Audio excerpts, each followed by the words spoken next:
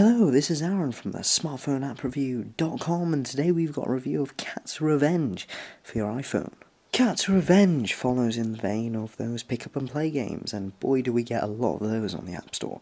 The game is essentially a little slingshot game. You need to aim your little, I don't know what you could call them, projectiles, I suppose? Yeah, you need to aim your projectiles, and then you need to click and drag the mouse over into the bin to collect him.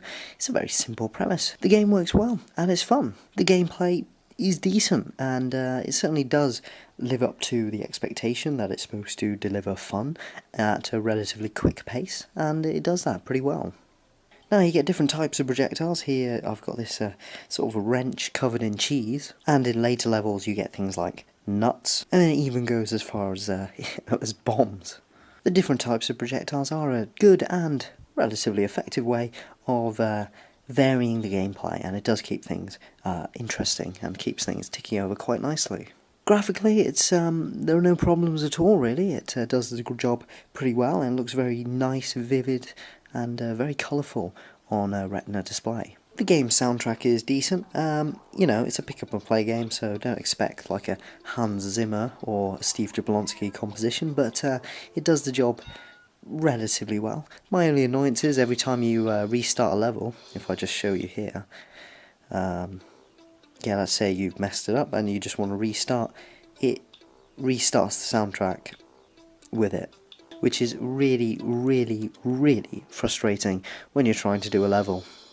On that note of frustration, this is kind of where the game starts to lose me a little bit. The thing is, if you get stuck on a level, there's no easy way to sort of resume. There's no hint system, and there's no way just to skip the level and come back to it later. You need to complete it, or effectively just be stuck in the game, which is a bit of a shame. And apart from the main game, there's nothing else really. As you can see, there's just a play button, and then the levels. There are different level packs you can get. At the moment there are just 2 level packs, but I'm sure the game will be updated with more. So no Game Center achievements or leaderboards, unfortunately, which is a bit of a shame because these games certainly do benefit from those services. Now don't get me wrong, this is a solid game. It graphically is absolutely fine, and sound-wise and gameplay-wise it's absolutely fine.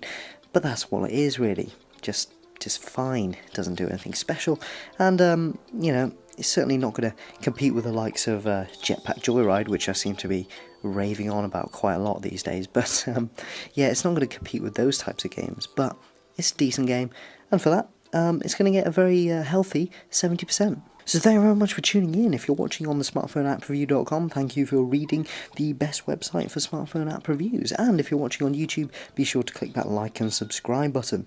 This has been Aaron with the smartphoneappreview.com. I hope you enjoyed it, and I'll see you all next time.